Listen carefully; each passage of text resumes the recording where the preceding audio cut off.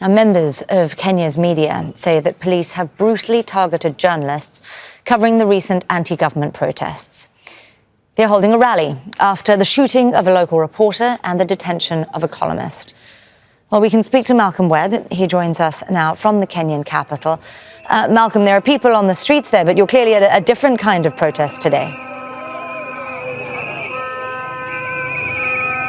Yeah, this demonstration is journalists and others on the streets protesting against what they say is a heightened threat level to journalist safety and to press freedom in Kenya since the protest movement began last month. The protest movement which started against the government plan to increase tax hikes and spread across the country.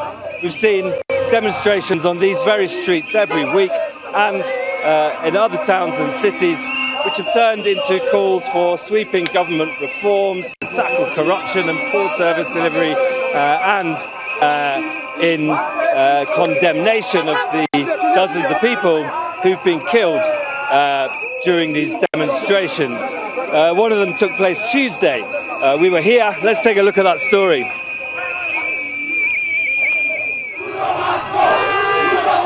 It's been a similar story in Nairobi's city centre every Tuesday for more than a month. Protests started against a government plan to increase taxes. They spread across the country amid growing calls for President William Ruto to resign. Demonstrators blame his government for endemic corruption. They tried to go to Nairobi's international airport. Campaigners say it's about to be leased to an Indian company under a secret deal, which the government denies. The police are only targeting us, peaceful demonstrators, while hired goons in masks on motorbikes with concealed number plates are moving as the police just watch. Early in the day, dozens of men on motorbikes gathered around the city and entered the centre.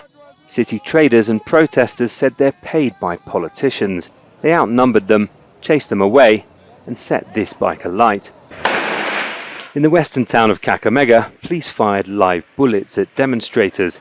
At least one person died here. Countrywide, more than 50 protesters have been killed in the last month. Demonstrations took place in several towns and suburbs of Nairobi. Some residents of this low-income neighbourhood fought running battles with police. Others got caught in the middle. Meanwhile, MPs sat in Parliament for the first time since protesters entered the building 4 weeks ago. This bill, as we speak, is dead. That prompted President Ruto to scrap the tax hikes and fire almost all of his cabinet. But then he reappointed some of the same ministers, further angering the demonstrators. Police have been firing tear gas to try and disperse even small groups of protesters. But the demonstrators say President Ruto hasn't done anything meaningful to meet their demands of sweeping reforms in government to end corruption and improve service delivery. Some of the protest movement's prolific activists, like Hanifa Aden, show no sign of giving up. We've had to endure years and years of systematic corruption and failure, a system that works against us. So if anyone should say that it is us, enough is enough, and this is why we are on the streets every week, because enough is enough. Enough is enough is what Ruto said about the demonstrations when he spoke on Sunday. Weeks of police firing tear gas in the streets hasn't stopped the widespread discontent with his government. Malcolm Webb, Al Jazeera, Nairobi, Kenya. Malcolm, clearly after the events of the last few weeks, we're hearing calls for justice from multiple sectors of society.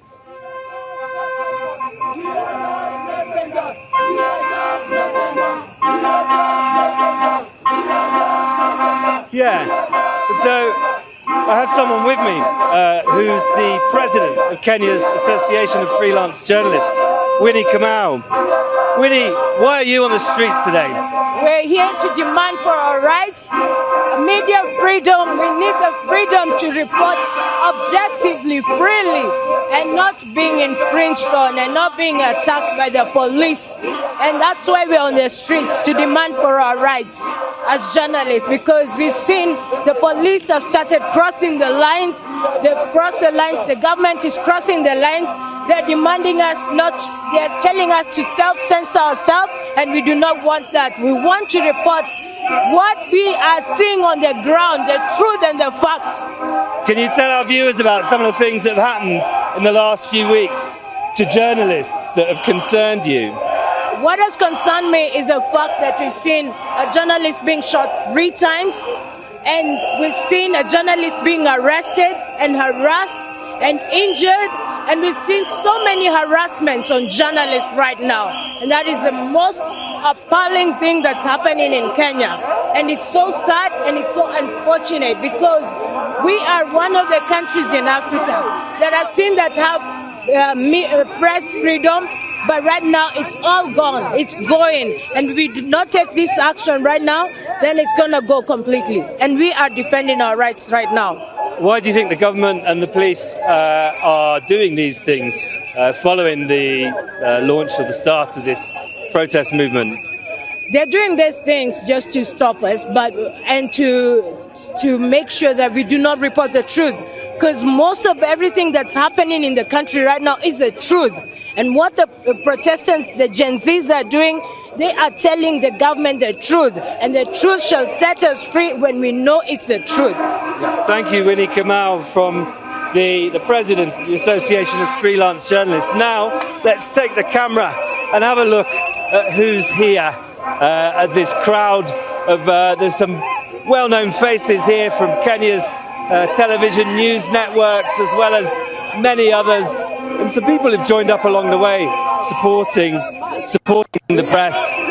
Placards have been printed, but this has gone peacefully so far compared to the other demonstrations that we've seen on these very same streets in recent weeks. We've stood right here or just blocks away and been tear gassed again and again and again. That's one of the things that journalists complain of when they're working on the street, is incidences where sometimes tear gas is fired quite visibly directly at the press, not the protesters. We've experienced that. And but so far this one's gone peaceful. It's a smaller number. We're waiting to see if this march will indeed be completed to the government office, which is just ahead, where the journalists want to submit a petition. That's the Kenyan Editors Guild, the Kenya Union of Journalists and other press organisations planning to submit a petition of their concerns, of what they say are grave threats to press freedom here at this time of social and political upheaval in Kenya. Malcolm Webb there with the latest for us from the streets of downtown Nairobi. Thank you very much, Malcolm. Make sure to subscribe to our channel to get the latest news from Al Jazeera.